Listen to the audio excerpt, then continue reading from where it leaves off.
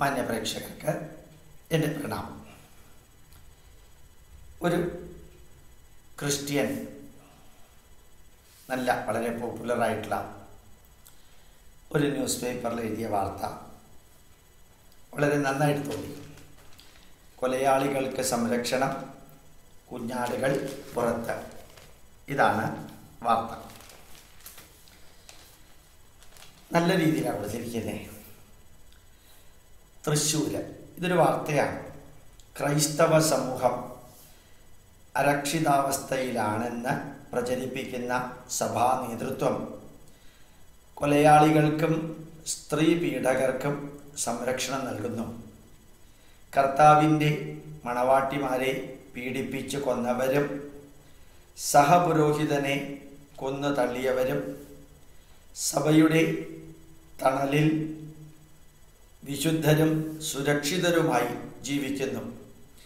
ലൈംഗിക അരാജകത്വവും സാമ്പത്തിക അധികാരത്തിനായുള്ള വടംവലിയും സഭയ്ക്കുള്ളിൽ ഇരകളെ സൃഷ്ടിക്കുമ്പോൾ വേട്ടക്കാരോടൊപ്പമാണ് സഭാ നേതൃത്വമെന്ന് ചരിത്രം തെളിയിക്കുന്നു.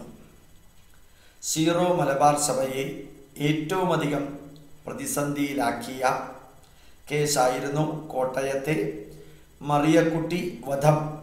1966 ജൂൺ 16 ക്രിസ്തുമത വിശ്വാസിയായ മറിയക്കുട്ടി കൊല്ലപ്പെട്ടത്. വിധവയായ മറിയക്കുട്ടിയുമായി അവിഹിത ബന്ധമുണ്ടായിരുന്ന ഫാദർ ബെനഡിക്റ്റ് ഓണംകുളമായിരുന്നു കേസിലെ പ്രതി.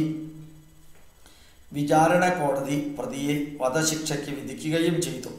എന്നാൽ സുപ്രീം കോടതിയിലെ പ്രമുഖ അഭിഭാഷകനെ രംഗത്തിറക്കി സഭാ നേതൃത്വം ഹൈക്കോടതിയിൽ അപ്പീൽ നൽകി. തെളിവുകളുടെ അഭാവത്തിൽ ഹൈക്കോടതി ബെനഡിക്റ്റിനെ വെറുതെ വിട്ടു.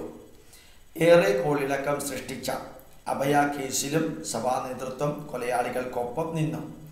ഇപ്പോൾ ഫാദർ ബെനഡിക്റ്റ് എന്ന് പറയുന്ന ആ മനുഷ്യൻ മരിക്കുന്നതിന് മുമ്പ് അദ്ദേഹം ഒരു കത്തെഴുതി. യേശുക്രിസ്തുവിൻ്റെ സേവനത്തിലും യേശുക്രിസ്തുവിലും ബൈബിളിലും വിശ്വസിച്ച് ജീവിച്ച ഞാൻ ഏതെങ്കിലും കാരണവശാൽ ഒരു വ്യക്തിയെ, ഒരു സ്ത്രീയെ വധിക്കുമെന്നോ കൊല്ലാൻ കൂട്ടുനിൽക്കുമെന്നോ പരിശുദ്ധമായ ഒരു സ്ത്രീയെ ഞാൻ ലൈംഗികമായിട്ട് പീഡിപ്പിക്കുമെന്നോ നിങ്ങൾക്കാർക്കെങ്കിലും വിശ്വസിക്കാൻ സാധിക്കുന്നുണ്ടോ? ഞാൻ ആരാധിക്കുന്ന ഈശ്വരനാണ് സത്യം, ഞാനത് ചെയ്തിട്ടില്ല എന്ന് ലോകത്തിൻ്റെ മുമ്പിൽ പറയുന്നു എന്നൊരു കത്ത് അദ്ദേഹം എഴുതിയത്രേ. അത് അദ്ദേഹമാണോ എഴുതിയത്? പിന്നീട് വേറെ ആരെങ്കിലുമാണോ എഴുതിയത്? അദ്ദേഹത്തിൻ്റെ കയ്യക്ഷരവും ഒപ്പുമാണോ അതൊന്നും അറിഞ്ഞൂടാ. ആ കത്ത് ബെനഡിക്റ്റ് മരിച്ചപ്പോൾ അദ്ദേഹത്തിൻ്റെ ശവക്കല്ലറയുടെ മുകളിൽ ഭംഗിയായിട്ട് അത് ചില്ലിട്ട് വെച്ചിട്ടുണ്ട്. ഇപ്പോൾ ആ ഫാദർ ബെനഡിക്റ്റ് ഒരു വിശുദ്ധനാവാനുള്ള വഴിയിലൂടെ പോവുകയാണ്. അതായത് ഒരു കോടതി കൊലയാളിയാണെന്ന് തൂക്കിക്കൊല്ലാൻ വിധിച്ച വ്യക്തിയെ ഒരു പരിശുദ്ധാത്മാവാക്കി മാറ്റാൻ ആ കത്ത് ആ ശവക്കല്ലറയിൽ വയ്ക്കുകയും എല്ലാ മാസവും എല്ലാ വർഷവും അദ്ദേഹത്തിൻ്റെ ജനനദിനവും ചരമദിനവും ആചരിക്കുകയും അഥവാ ആഘോഷിക്കുകയും ചെയ്ത് ഒരു വിശുദ്ധ പദവിയിലേക്കും തീർത്ഥാടനത്തിലേക്കും കൊണ്ടുവരാൻ വേണ്ടി സഭാനേതൃത്വം കാണിച്ചു കൂട്ടുന്ന ആ തിന്മകൾ ഒരു കൊലയാളിയായിട്ട് ഹൈക്കോടതി വിധിച്ചതാണ്. അങ്ങനെ വിധിച്ച വധശിക്ഷയ്ക്ക് വിധിച്ച വ്യക്തിയെ എങ്ങനെയാ സഭാനേതൃത്വം പ്രൊട്ടക്റ്റ് ചെയ്യുന്നത്? ആ മറിയക്കുട്ടിയുടെ വീട്ടുകാരുടെ അവസ്ഥ എന്താണ്? നിങ്ങളുടെ വീട്ടിലാണ് ഇത് സംഭവിച്ചതെങ്കിൽ എങ്ങനെ ഇരിക്കുമെന്ന് കൂടി ചിന്തിക്കാൻ നമുക്ക് സാധിക്കണം. അടുത്തത്, ഈ വാർത്തയിൽ ഏറെ കോളിളക്കം സൃഷ്ടിച്ച അഭയ കേസിലും സഭാ നേതൃത്വം കൊലയാളികൾക്കൊപ്പം നിന്നും പ്രതികളായ ഫാദർ തോമസ് കോട്ടൂര്, അതുപോലെ തന്നെ father Jose Poothrikkayil, sister Steffi എന്നിവരെ നിരപരാധികളായി ചിത്രീകരിച്ച് പള്ളികളിൽ ഇടയലേഖനം പോലും വായിച്ച് പ്രതിയാക്കപ്പെട്ടതിന് ശേഷം പള്ളികളിൽ ഇടയലേഖനം പോലും വായിച്ചു പ്രതിയാക്കപ്പെട്ടതിന് ശേഷം ഇവർക്ക് സ്ഥാനക്കയറ്റം നൽകുകയാണ് സഭ ചെയ്തത്. അന്വേഷണം അട്ടിമറിക്കാൻ ജുഡീഷ്യറിയെയും CBIയെയും സഭ സ്വാധീനിച്ചു. ദുരൂഹമായ ഒട്ടനവധി മരണങ്ങളും ഇതിൻ്റെ തുടർച്ചയായിട്ടുണ്ടായി. തെളിവുകൾ നശിപ്പിച്ചും അന്വേഷണ ഉദ്യോഗസ്ഥരെ സമ്മർദ്ദത്തിലാക്കിയും മാഫിയ സംഘങ്ങളെ വെല്ലുന്ന വിധമാണ് സഭയുടെ തലപ്പത്തുള്ളവർ പെരുമാറുന്നത്. 2 പതിറ്റാണ്ട് പിന്നിട്ടിട്ടും അവയുടെ കുടുംബത്തിന് നീതി ലഭിക്കാത്തതും സഭയുടെ ഇടപെടൽ കൊണ്ടാണ്. എത്രയോ പെട്ടെന്ന് സഭയിൽ എന്തെങ്കിലും സംഭവിച്ചാൽ അവർക്ക് ആവശ്യമുള്ളവരാണെങ്കിൽ അതിൻ്റെ വിധി മിനിറ്റുകൾ കൊണ്ടുവരും. അല്ലെങ്കിൽ ആ കേസ് തേച്ച് മാച്ച് കളയാനുള്ള സഭയുടെ കപ്പാസിറ്റി ഓരോ ക്രിസ്ത്യാനിയും അറിയേണ്ടതാണ്. തൃശ്ശൂർ പാവറട്ടിയിലെ നഴ്സിംഗ് വിദ്യാർത്ഥിനി ജിസാമോളുടെ മരണത്തിൽ പ്രതിസ്ഥാനത്തുള്ള ഫാദർ പോൾ പയ്യപ്പള്ളിയെ സംരക്ഷിക്കുന്നതിന് സഭാ നേതൃത്വത്തിൻ്റെ മറ്റൊരു പുണ്യകർമ്മം. പ്രതിസ്ഥാനത്തുള്ള ഒരു ഫാദറിനെ രക്ഷിക്കുന്നത് സഭാ നേതൃത്വത്തിൻ്റെ ഒരു പുണ്യകർമ്മമാണ്. 2005 ഡിസംബർ 5 ജെസ്സി മോളുടെ മരണം. മാനഭംഗപ്പെടുത്താൻ ശ്രമിക്കുന്നതിനിടെ ജിസ കൊല്ലപ്പെടുകയായിരുന്നു എന്ന് ബന്ധുക്കൾ പറയുന്നു. ലോക്കൽ പോലീസും ക്രൈംബ്രാഞ്ചും അന്വേഷണം അട്ടിമറിച്ചപ്പോൾ ജിസയുടെ കുടുംബവും CBI അന്വേഷണത്തിനായി ഹൈക്കോടതിയെ സമീപിച്ചു. CBI അന്വേഷണം പുരോഗമിക്കുന്നെങ്കിലും പ്രതിസ്ഥാനത്തുള്ള വികാരിയെ മാറ്റി നിർത്താനോ നടപടിയെടുക്കാനോ സഭ തയ്യാറായില്ല.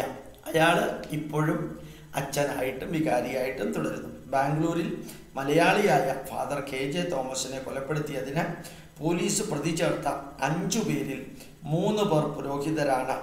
ഇതിൽ father Elias Daniel, father William Patrick, ഇവരുടെ സഹായി പീറ്റർ എന്നിവർ അറസ്റ്റിലായി. കർണാടക ആഭ്യന്തരമന്ത്രിയും മലയാളിയുമായ KJ ജോർജ് അന്വേഷണം അട്ടിമറിക്കുകയാണെന്നും കേസ് CBIയെ ഏൽപ്പിക്കണമെന്നും ബന്ധുക്കൾ ആവശ്യപ്പെട്ടെങ്കിലും സർക്കാർ വഴങ്ങിയില്ല. സംഭവത്തിൽ കൂടുതൽ പുരോഹിതർ ഉൾപ്പെട്ടിട്ടുണ്ടെന്ന് പോലീസ് വ്യക്തമാക്കിയെങ്കിലും അറസ്റ്റ് തടഞ്ഞിരിക്കുകയാണ്. ക്രൈസ്തവ പീഡനമായി ചിത്രീകരിച്ച് തുടക്കത്തിൽ പ്രതിഷേധവും പ്രാർത്ഥനയുമായി രംഗത്തെത്തിയ സഭാ നേതൃത്വത്തിന് ഇപ്പോൾ ഒന്നും പറയാനില്ല. ആദ്യ കുർബാനയ്ക്ക് വസ്ത്രം നൽകി 10 വയസ്സുകാരിയെ പീഡിപ്പിച്ച കേസിൽ പ്രതിയായി Thrissur Thaikkattussery saint Paul's church വികാരി father Raju Kokkan, Tiruchirappalli saint Joseph കോളേജിലെ ജീവനക്കാരിയെ ശീതളപാനീയത്തിൽ ഉറക്ക ഗുളിക കലർത്തി ബലാത്സംഗം ചെയ്ത കേസിലും പുരോഹിതരാണ് പ്രതികൾ. ഇരയാക്കപ്പെട്ട യുവതിക്ക് പോലീസ് സംരക്ഷണം നൽകാൻ കോടതി വിധിയുണ്ടായി. പോട്ടയിലും ദുരൂഹ സാഹചര്യങ്ങളിലും ദുരൂഹ മരണങ്ങളും പീഡനങ്ങളും അന്വേഷിക്കുക പോലും ചെയ്യരുതെന്നാണ് സഭയുടെയും മതേതര സർക്കാരിൻ്റെയും നിലപാട്. ഏറ്റവും ഒടുവിൽ ആലുവായിൽ വൈദികന്റെ പീഡന ശ്രമം ചെറുത്ത കന്യാസ്ത്രീയെ പുറത്താക്കിയതാണ് സഭ നീതി നടപ്പിലാക്കിയത്. ഇതേ സമയത്ത് ശങ്കരാചാര്യർക്കെതിരെ ഉണ്ടായ ആ സംഭവം നോക്കുക.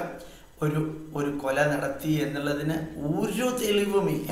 ശരിക്ക് കാഞ്ചീപുരത്തെ ശങ്കരാചാര്യർ അദ്ദേഹം ആ മരണം നടന്ന ദിവസം 25,000 രൂപ ബാങ്കിൽ നിന്ന് വിഡ്രോ ചെയ്തിട്ടുണ്ട് എന്നുള്ളതല്ലാതെ ഈ മരിച്ച ആളുടെ വീട്ടുകാർക്ക് ഒരു സംശയമുണ്ട് ശങ്കരാചാര്യരുടെ ആരോ ആണ് ഈ വധം നടത്തിയത് എന്ന 2 മൊഴി. ഒന്ന് ബാങ്ക് അക്കൗണ്ട് കുറച്ച് പൈസ എടുത്തതിൻ്റെയും ഇതിൻ്റെ അടിസ്ഥാനത്തിൽ ജയലളിത ശങ്കരാചാര്യരെ അറസ്റ്റ് ചെയ്തു. 5-6 ദിവസം ജയിലിലിട്ടു.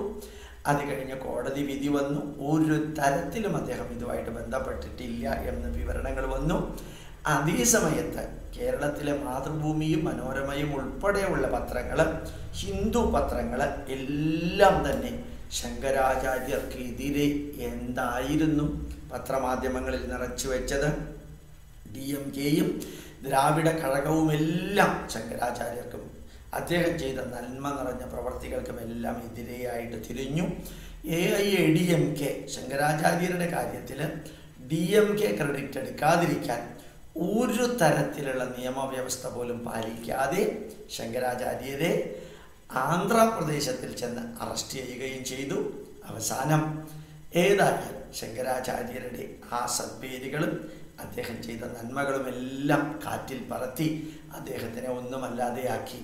അതേ സമയത്ത് ഈ ക്രൈസ്തവ സഭകൾ കാണിച്ചു കൂട്ടുന്ന ഈ കൊലപാതക പരമ്പരകളെ പത്രങ്ങളോ മാധ്യമങ്ങളോ സർക്കാരുകളോ അല്ലെങ്കിൽ സഭാ നേതൃത്വം ഒന്നും അതെല്ലാം മൂടി വെച്ച് ന്യൂനപക്ഷത്തിൻ്റെ പേരിലോ ചങ്കൂറ്റത്തിൻ്റെ പേരിലോ അല്ല ബാക്കി പരിപാടികളുടെ പേരിലോ കാണിച്ചു കൂട്ടുന്നതെല്ലാം എത്ര വിചിത്രമാണെന്ന് സാധാരണക്കാര് അറിയണം.